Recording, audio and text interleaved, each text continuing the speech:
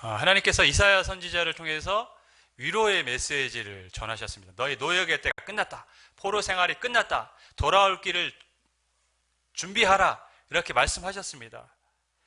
위로와 굉장히 힘이 되는 말씀입니다. 그럼에도 불구하고 이 말씀이 이스라엘 백성들에게는 위로와 힘이 되지 않았습니다. 왜 그랬을까요? 분명히 위로와 힘이 되는 말씀인데 위로와 힘이 되지 않았습니다. 오늘 어쩌면 현대 그리스도인들이 동일한 문제에 직면을 하고 있습니다. 성경이 하나님의 말씀이며 능력의 말씀이며 영원하다고 영원히 설이라고 기록하고 있는데 하나님의 말씀이 우리 삶의 능력이 되지 않을 때가 많이 있습니다. 그 이유는 무엇일까요? 어떻게 하면 이 하나님의 말씀이 우리 삶의 능력이 되는 말씀이 될까요?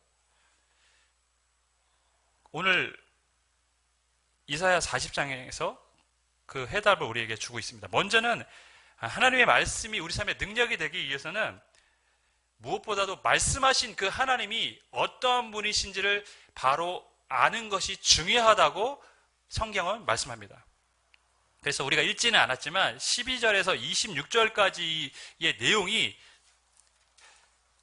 하나님이 얼마나 위대하신가, 말씀하신 하나님이 얼마나 다른 것과 비교할 때 비교할 수 없을 만큼 놀라우신 분이신가에 대해서 설명을 하고 있습니다.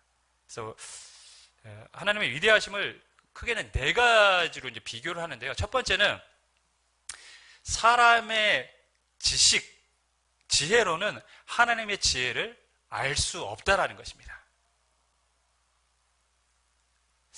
사람이 참 똑똑하죠. 세상의 모든 그 원리와 이치들을 발견하고 또 새로운 세상을 지금 만들어가고 있습니다. 사람이 굉장히 지혜롭다라고 우리가 느껴지는 세상을 지금 살아가고 있습니다. 제가 며칠 전에요, 양자역학, 신이 없음을 증명하다라는 글이 있어서 궁금해서 한번 읽어봤어요. 뭔 말을 하려고 하는 것일까?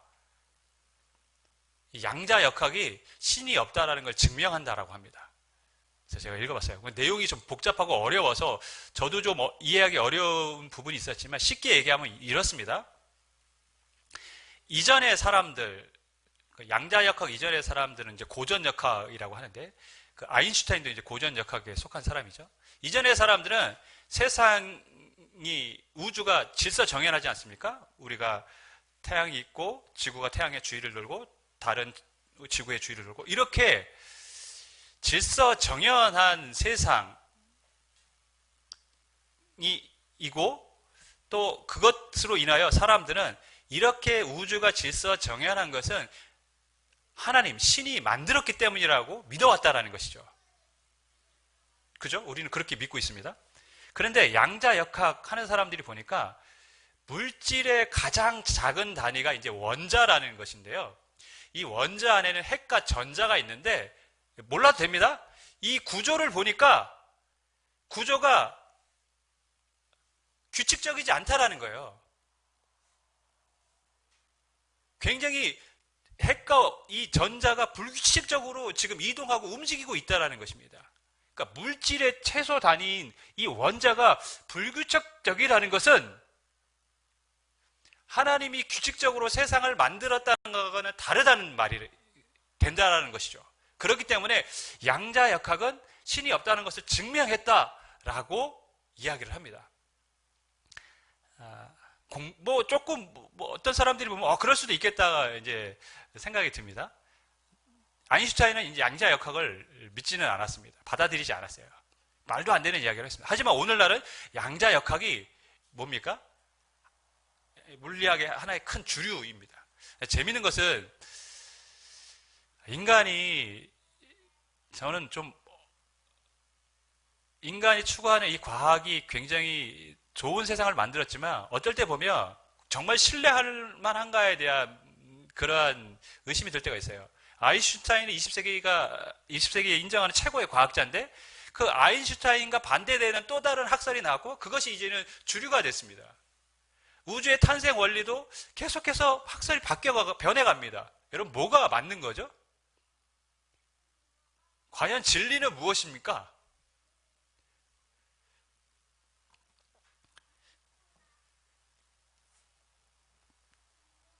여러분, 양자역학 하는 사람들처럼 물질의 최소 단위의 원자가 불규칙적인데 어떻게 이 세상은 조화로운 세상이 되었을까요? 인간의 몸은 이렇게 완벽한 조화를 갖추고 있을까요? 어떻게 세상은 질서정연하게 움직이고 있을까요? 그게 더 신기하지 않습니까?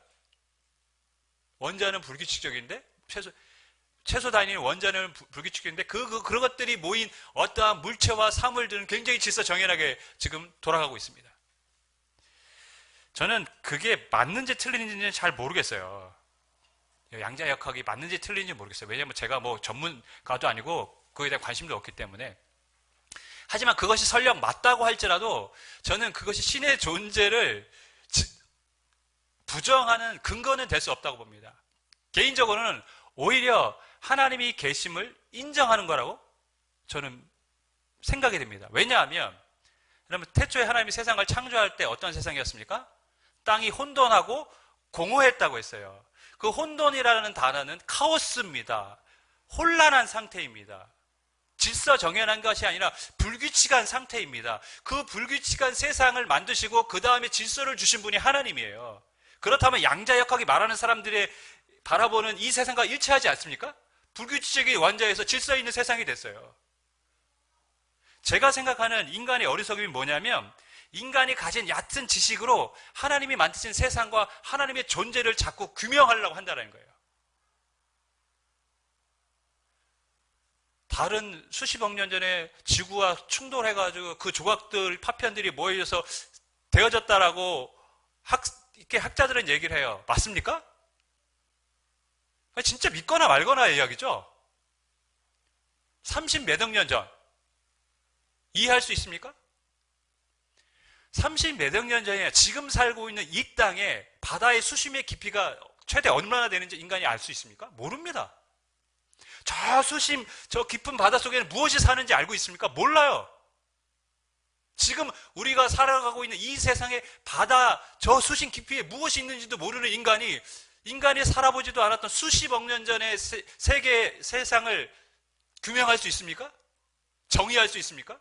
근데 마치 그것이 진리고 과학인 것처럼 받아들인다는 것이죠. 그리고 그런 것들을 통해서 하나님이 없다라고 말을 합니다. 하나님 세상에 지은 것이 아니라고 말씀합니다. 굉장히 어리석은 인간들입니다. 그래서 성경 말씀이 어리석은 자는 하나님이 없다고 한다고 했습니다. 인간의 지식으로 하나님을 알 수가 없습니다. 그래서 12절을 보면 이런 기록이 있습니다. 누가 손바닥으로 바닷물을 헤아렸으며 뼘으로 하늘을 쟀으며 땅에 티끌을 대에 담아 보았으며 접시 저울로 산들을 막대기 저울로 언덕들을 달아 보았느냐. 누가 여호와의 영을 지도하였으며 그의 모사가 되어 그를 가르쳤느냐. 인간의 지혜로는 이 세상의 것을 알 수도 없고 하나님의 지혜를 알 수 없다라는 것입니다. 근데 인간이 어떻게 합니까? 교만하게 그 얕은 지식으로 하나님이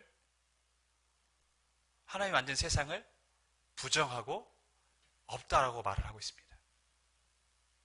하나님은 인간의 지혜, 이 위에 비교할 수 없는 위대하신 분이십니다. 두 번째, 이 세상과 하나님을 비교합니다. 15절을 보면 보라 그에게 열방이 통에 한 방울 물과 같고 저울의 작은 티끌 같다고 기록하고 있습니다. 여러분, 열방, 이 세상이 한 통에 물이 가득 담긴 것도 아니고 한 방울의 물에 지나지 않는다. 이 세상은 하나님 보시기에. 그리고 저울에 달았는데 티끌을 저울에 단 거예요. 여러분, 그 티끌의 무게가 나갑니까? 안 나가잖아요. 그래서 열방은 아무것도 아니라고 기록을 하고 있습니다. 하나님 보시기에 모든 열방은 아무것도 아니다. 없는 것처럼 느껴진다. 그러니까 하나님은 세상의 모든 나라보다 크고 위대하시다는 것이죠. 여러분, 당시의 바벨론은 이스라엘 백성들에게 엄청난 두려운 존재였어요. 대제국이고 자신들을 포로로 끌려가고 나라를 멸망시켰던 그런 무시무시한 나라였습니다. 그런데 그러한 열방, 제국이라고 할지라도 하나님 보시기엔 뭐라고요? 물통에 한 방울의 물, 저울에 티끌 하나에 불과하다는 것이죠. 하나님이 햇빛을 쬐면 바로 말라버리고 하나님 불면 날아가는 존재라는 것입니다. 실제로 바벨론은 어떻게 됐습니까? 하나님이 심판하셔서 멸망시키셨습니다. 지금도 이 땅에는 두려운 나라들이 있습니다. 세계의 경찰을 자청하는 미국, 군사 경제 분야에서 압도적인 1위로 전 세계를 이끌어가고 있습니다. 미국의 한마디면 나라가 휘청거리기도 합니다. 지금 뭐 경제대로 보면 2위인 중국도 미국의 한마디에, 미국의 제재 앞에 지금 굉장히 어려움을 겪고 있지 않습니까? 그만큼 미국이 강력한 나라예요. 그런데 여러분, 그 미국도 하나님 보시기엔 아무것도 아니라는 것이죠. 13억 이상의 인구를 가진 중국도 하나님 보시기엔 아무것도 아닙니다.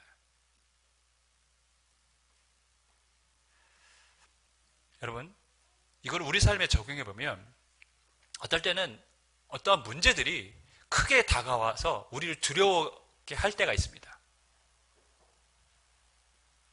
때로는 건강이 될 수도 있고 자녀의 미래가 될 수도 있습니다. 우리의 뭐 어떠한 예상하지 않는 돌발 사건이 될 수도 있어요. 그것들이 우리에게 큰 문제로 다가와서 이거 어떻게 해야 되나 이런 고민을 갖게 할 때가 있습니다. 그러나 분명한 것은 우리에게는 크게 보이지만 하나님께는 아무것도 아니라는 것입니다.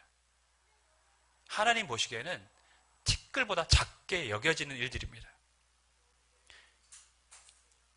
그래서 그 문제를 하나님이 해결하실 수 있는 분이신 줄 믿습니다. 그렇기 때문에 우리가 문제 앞에 낙담해야 될 필요가 없습니다. 오히려 문제보다 더 크고 위대하신 하나님을 믿고 그분 앞에 나아가고 그분을 붙잡아야 됩니다. 그때 하나님의 역사가 나타나는 줄 믿습니다. 세 번째는 우상과 이제 비교를 합니다. 18절에 그런즉 너희가 하나님을 누구와 같다 하겠으며 무슨 형상을 그에게 비기겠느냐? 우상은 장인이 부어 만들었고 장색이 금으로 입혔고 또 은사슬을 만든 것이니라. 그러니까 우상은 아무것도 아니다. 사람이 만든 것에 불과하다. 사람이 만들어서 거기서 금을 입히고 은을 입힌 것에 불과할 뿐이다. 이스라엘 백성이 지금 살아가고 있던 이 성경 그 시대에는 각 나라마다 뭐가 있습니까? 민족의 신들이 있어요. 바벨론은 마르둑이라는 신이 있었어요. 그 신은 바벨론 사람들의 보기에는 어떤 신입니까? 위대한 신이죠. 왜? 자신들을 제국으로 만든 신. 그런데 하나님, 여호와 하나님은 어떤 신으로 보입니까? 열등한 하나님. 자기 백성을 지키지 못한 하나님. 그렇게 보여집니다. 그런데 오늘 성경이 뭐라고 합니까? 우상은 아무것도 아니라는 것이죠. 오히려 그 우상들이 사람에게 도움을 주는 것이 아니라 성경을 읽어보면 사람이 우상을 붙들고 유지시킨다는 것입니다. 다시 말하면 넘어지지 않도록 녹슬지 않도록 그 우상들을 사람들이 지키고 있다는 거예요. 그것들은 단지 돌과 쇠붙이 금덩어리에 불과한 것이다. 의지할 대상이 아니라는 것입니다. 여러분, 우리가 의지할 대상은 우상이 아닙니다. 오늘날 많은 사람들이, 고대의 사람들이 자신들의 신을 붙잡고 그것을 의지했던 것처럼 오늘날 이 시대의 사람들은 자신만의 신을, 우상을 섬기고 살아갑니다. 때로는 물질이 될 수도 있고, 어떤 사람은 권력을 붙잡을 수도 있고, 어떤 사람은 그것이 쾌락이 될 수도 있고, 그 무엇을 붙잡고 살아갑니다. 그러나 그것들은 의지할 대상이 되지 않습니다. 하나님이 불면 다 사라지고 넘어지는 것들입니다. 오직 하나님만 우리의 의지의 대상이 되는 줄 믿습니다.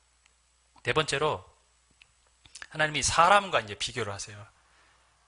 22절을 보면 이렇게 기록합니다. 그는 땅 위에 궁창에 앉으시나니 땅에 사는 사람들은 메뚜기 같으니라. 그러니까 하나님 앞에 인간은 어떤 존재라는 것이죠? 메뚜기와 같은 존재다. 하나님은 궁창에 앉아 계신 분인데 인간을 그 하나님과 비교해보면 메뚜기 같은 존재에 불과할 뿐이다. 이 인간의 존재가 하찮다고 지금 말하려고 하는 것이 아니라 인간과 비교했을 때 하나님은 정말 크고 위대하신 분이라는 것이죠. 그 크고 위대하신 분이 하나님 보시기에는 정말 보잘것없는 어떤 메뚜기와 같은 존재의 인간을 하나님이 사랑하신다는 것입니다. 그 사람들을 위해서 예수님을 보내주시고 우리를 구원해 주셨습니다. 그것이 놀라운 것이죠. 그래서 그 하나님의 사랑이 위대한 것입니다. 크고 위대하신 하나님, 그 무엇과도, 열방과도, 우상과도, 사람과도, 사람의 지혜로도 비교할 수 없는 그 하나님이 이스라엘 백성들에게 말씀합니다. 너에게 때가 끝났다. 내가 너의 죄를 용서했다. 너희 이제 돌아갈 길을 준비해라. 그런데 그 말씀을 듣고도 이스라엘 백성들이 낙담을 했습니다. 왜 낙담했을까요? 27절을 보면 야곱 어찌하여 내가 말하며 이스라엘아 내가 이르기를 내 길은 여호와께 숨겨졌으며 내 송사는 하나님께서에게서 벗어난다 하느냐. 이스라엘 백성들이 지금 겪고 있는 상황들이 너무 힘드니까 하나님이 말씀하신 그 미래의 소망을 믿지를 못하는 거예요. 그러면서 지금 우리가 하나님 앞에 부르짖고 외쳤는데 하나님이 지금 외면하셨다는 겁니다. 기도해도 들어주지 않으셨다는 거예요. 그러니까 지금 하나님의 말씀을 지금 뭐 하는 겁니까? 믿지 못하는 겁니다. 기대할 수 없다는 거예요. 왜 하나님이 우리의 송사를 외면하셨습니까? 우리의 기도를 듣지 않으셨습니까?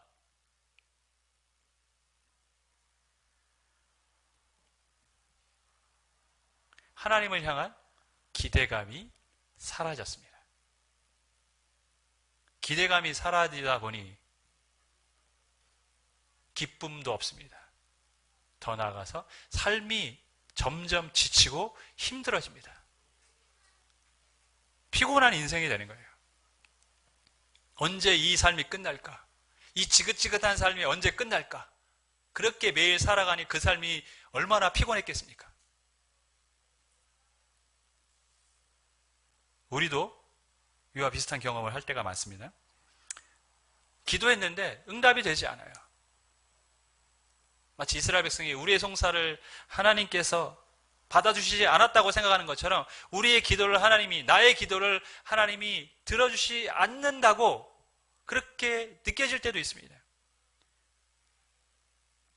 코로나 시기에 성도들의 삶이 어려웠고 우리 집사님들이 건강이 좋지 못해서 병원에 가서 검사를 받았는데 수술도 안 되는 상황이라고 하고 이런 이야기를 들으면 굉장히 마음이 무겁습니다. 목회자로서 마음이 아픕니다. 낙담이 되죠. 하나님,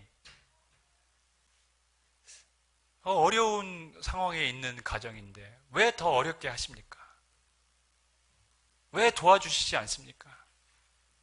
그렇다고 신앙을 불성실하게 하지도 않으시는데 왜 하나님 그렇게 하십니까? 낙담될 때가 있습니다, 여러분.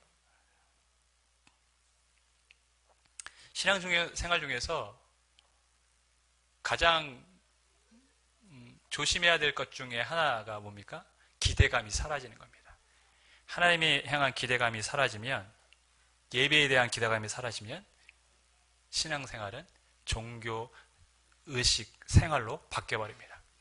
종교 활동을 하는 것입니다. 종교 활동을 하면 삶이 힘듭니다. 지칩니다. 왜 그렇습니까? 하나님이 내 삶에 도움이 된다고 생각하지 않기 때문에, 내 힘으로 이 상황들을 모두 극복하며 살아가야 된다라고 믿기 때문에 삶이 지치고 힘든 거예요. 하나님을 향한 기대감이 없는 이스라엘 백성들, 그래서 그들은 늘 힘들고 지치고 피곤했습니다. 그래서 이렇게 낙담하며 피곤한 이스라엘 백성들에게 하나님이 말씀하십니다. 첫 번째 뭐라고 말씀합니까? 여호와가 어떠한 분이신지 바로 알라라는 것이죠. 28절 보면 너는 알지 못하느냐? 듣지 못하였느냐? 영원하신 하나님 여호와 땅끝까지 창조하신 이는 피곤하지 않으시며, 곤비하지 않으시며 명철에 한이 없으시며 피곤한 자에게는 능력을 주시며 무능한 자에게는 힘을 더하시나니. 알지 못하느냐? 들어보지 못했냐? 하나님이 어떤 분이신지에 대해서 너희가 지금까지 들어본 적이 없냐? 하나님이 어떤 분인지 너희가 알지 않느냐? 너희가 그 하나님을 바로 알아야 된다는 것이죠. 왜 이렇게 무기력하게 힘들게 피곤한 인생을 살아가느냐? 하나님의 말씀이 들려졌음에도 불구하고 왜 그 말씀을 믿지 못하느냐? 결국엔 무엇 때문입니까? 하나님을 너희가 알지 못하기 때문이라는 것이죠.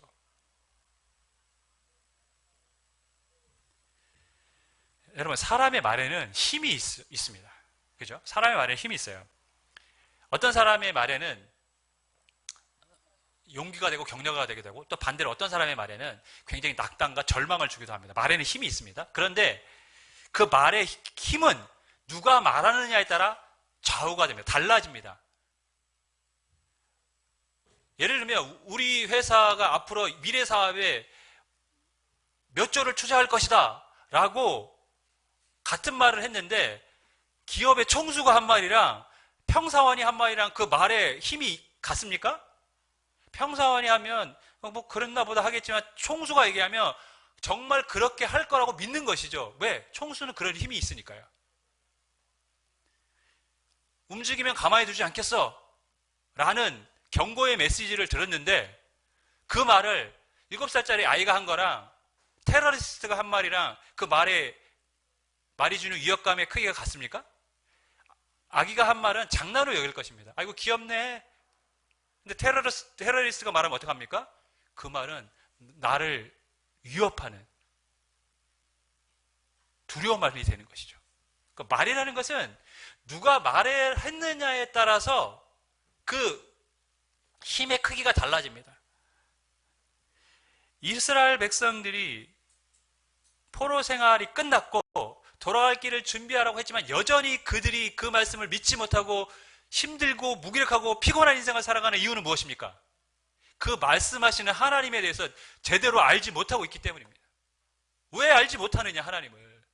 그 말씀하신 하나님을 너희가 바로 알아야 한다는 것이죠. 여러분, 제가 서두에 이런 말씀을 드렸습니다. 하나님의 말씀이 왜 오늘날 그리스도인들에게 능력이 되지 않는가? 그것은 우리가 그것을 말씀하신 하나님을 실은 바로 알고 있지 못하기 때문입니다. 그냥 성경에 기록된 말씀 정도로만 생각을 하는 것이죠. 정말 살아서 역사하시고 이 땅의 주권자이신 하나님이 하신 약속의 말씀이라고 우리가 받아들이지 않는 것입니다. 무슨 말씀이냐면, 우리가 하나님을 믿고 성경이 하나님의 말씀이라고 생각하지만 실제로 이 말씀을 하나님이 하셨고 지금도 역사하시는 말씀이라고 우리가 그렇게 인정하지 않기 때문에 말씀이 우리 삶의 능력이 되지 않는 것입니다. 말씀이 우리 삶의 위로가 되고 힘이 되지 않는 거예요. 하나님을 바로 할 때 하나님의 말씀이 우리 삶의 능력이 되는 줄 믿습니다. 두 번째는 여호와를 앙망해야 한다고 했습니다. 31절, 오직 여호와를 앙망하는 자는 새 힘을 얻으리니 독수리가 날개침에 올라간 같을 것이요 다른 박질하여도 곤비하지 아니하겠고 걸어가도 피곤하지 아니하리로다. 말이라는 것은요, 전하는 사람도 중요하지만 듣는 사람의 태도, 그러니까 듣는 사람이 말을 어떻게 받아들이냐도 굉장히 중요합니다. 아무리 진심 어린 말을 막 해도 그 말을 농담으로 생각하고 거짓으로 생각하면 그 말은 그 사람에게 영향력을 끼칠 수가 없습니다. 하나님이 어떤 분이신지 안다면 우리는 어떻게 해야 될까요? 그 말씀을 바르게 받아들여야 됩니다. 그게 말씀을 받아들이는 바른 태도이죠. 받아들여야 되는데 어떻게 받아들여야 됩니까? 오늘 여호와를 앙망해야 한다고 했습니다. 이 앙망하다는 말은 우러러보는 거예요. 그러니까 하나님을 바라보는 거. 더 우리가 나아가서 해석하면 하나님이 말씀하셨는데 그 말씀하신 하나님을 바라본다는 것은 무엇입니까? 하나님이 그 말씀대로 이루실 것을 우리가 기대하고 있다는 것이죠. 그렇게 하나님을 바라보는 것입니다.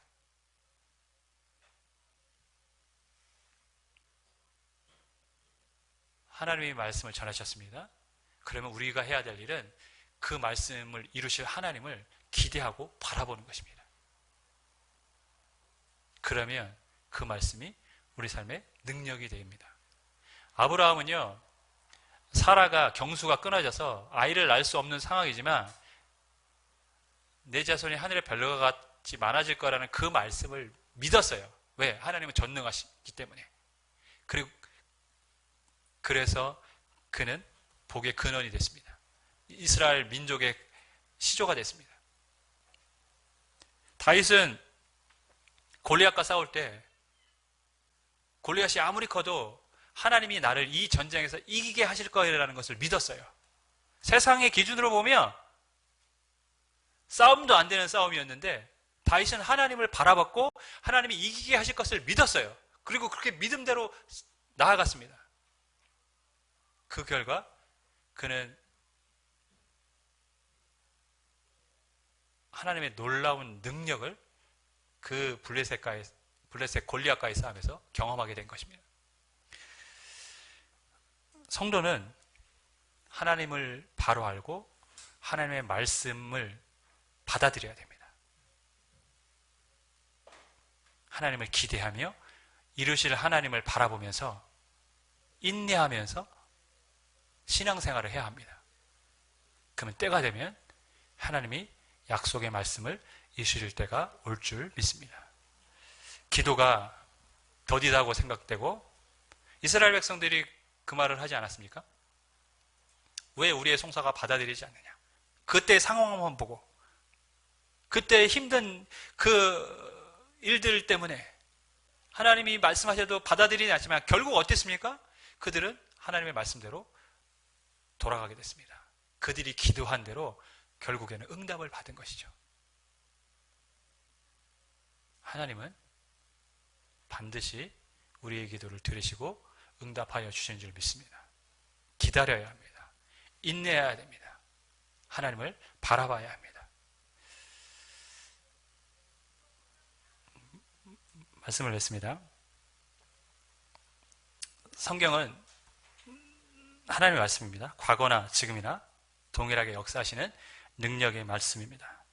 그 능력의 말씀이 우리 삶에 역사하는 말씀이 되기 위해서는 하나님을 바로 알고 믿고 바르게 말씀을 받아들여야 합니다. 이루실 하나님을 기대하고 계속해서 기도하신다면 언젠가는 하나님의 말씀이 우리 삶의 능력으로 나타나게 될 줄 믿습니다. 그러한 하나님의 능력을 경험하는 말씀이 구체적으로 우리 삶에 이루어지는 그 역사의 현장에 우리가 있기를 주님으로 간절히 축원하겠습니다.